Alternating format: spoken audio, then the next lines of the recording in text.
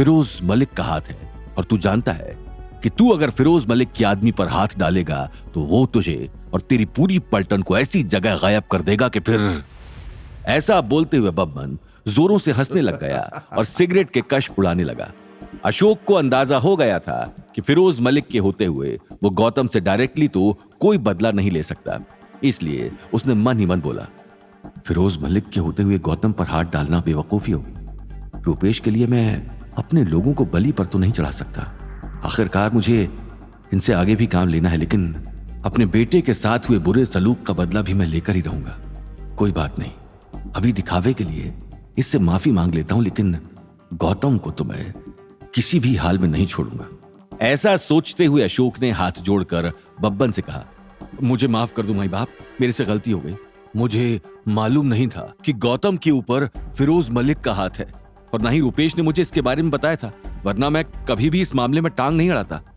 बब्बन ने सिगरेट का कश उड़ाते हुए कहा, चल अब टांग अड़ाई ही है तो अपनी टांग वापस ले ले, कहीं ऐसा ना हो मामले से बाहर निकालने के लिए हमें वो टांग काटनी पड़ जाए।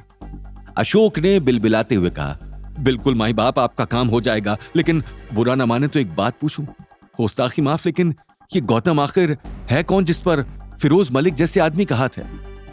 बब्बन फ्लो में सब बोलने ही वाला था कि तभी उसे याद आया कि फिरोज मलिक ने उसे गौतम की आइडेंटिटी को प्राइवेट रखने के लिए कहा है। इसलिए बब्बन ने अपनी बात घुमाते हुए कहा, अरे नहीं, वो एक आम आदमी ही है, लेकिन फिरोज मलिक उसे अच्छे से जानते हैं, इसलिए उन्होंने तुम्हारे तक ये पैगाम पहुंचाने के लिए बब्बन को यहां तक भेजा है, और मैंने अपना काम कर दिया है। अब इसके आगे अगर तू मेरी बात ना मानकर कुछ भी करता है तो अपनी मौत खुद मरेगा। फिर तू या तुम्हारा बेटा मेरे पास अर्जी लेकर नहीं आना। अशोक घबराया हुआ था और उसने बब्बन की बात मानते हुए कहा, नहीं माई बाप, हम आपसे पंगा लेकर कहां जाएंगे, मैं बिल्कुल वैसा ही करूंगा जैसा आपने करने के लिए कहा है। बब्बन ने सिगरेट का कश लगाते हुए कहा, समझदार मालूम होते हो, इसी तरह अगर हमारी बात मानते रहे तो काफी आगे पहुंचोगे। ऐसा बोलकर बब्बन सिगरेट के कश लगाते हुए अपनी गाड़ी में बैठकर वापस चला गया। अशोक को बहुत ही शर्मिंदगी महसूस हो रही थी कि अपने लोगों के सामने कैसे वो बब्बन के आगे गिड़गिड़ाया है। उसे अच्छा नहीं लग रहा था कि उसके आदमियों ने जो उसका दिया खाते हैं वो उसे यूं गिड़गिड़ाता हुआ देख रहे थे, इसलिए वो शर्म के मारे भागकर अपने रूम में चला गया। जॉनी भी सबको वहीं रोककर उसके पीछे पीछे गया। जॉनी ने जाकर अशोक को इंफॉर्मेशन देते हुए कहा, सर, हमारे घर के आसपास फिरोज मलिक की 30 बुलेट प्रूफ गाड़ियां घूम रही हैं, बताइए क्या करना है।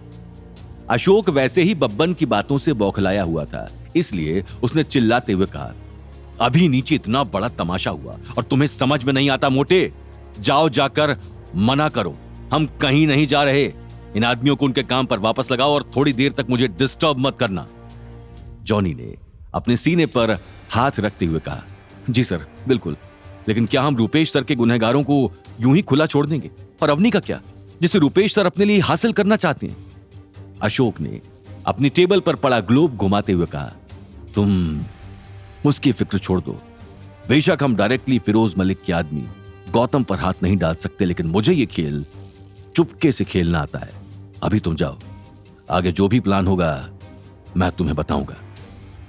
जॉनी अशोक की बात को सुनकर वहां से निकल गया।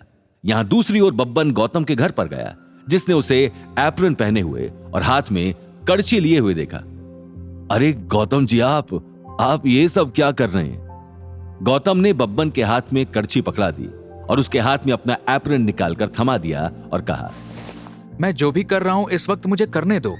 अगर मैं बाजार में सोया सॉस लेकर ना आया तो मेरी सास मुझे छोड़ेगी नहीं। बब्बन को गौतम का हुलिया देखकर हंसी आ गई और उसने कहा, आई एम सॉरी सर, लेकिन मैं आपको फिरोज मलिक जी का पैगाम पहुंचाने आया हूं। उन्होंने पूछा है कि आप रूपेश और उसके परिवार को किस तरह खत्म करना चाहते हैं। आप जैसे ऑर्डर देंगे हम बिल्कुल वैसा ही करेंगे। गौतम इस वक्त तो सोया सॉस लाने के लिए मार्केट जाने की तैयारी में था और वो चप्पल पहन रहा था। देखो, अभी इस वक्त मैं तुमसे कुछ नहीं कह सकता, तुम यहाँ से चले जाओ और ये तोहफे वगैरह तुम जो लेकर आए हो उनको भी ले जाओ। अगर मेरी सास ने ये सब देख लिया ना तो वो मेरे साथ साथ तुम्हारा हुलिया भी दुरुस्त कर देगी। गौतम ऐसा बोल ही रहा था कि पीछे से गीता निकल कर आई। हाँ भाई, कौन से बूढ़े दोस्त को बुलाकर बतिया रहा है?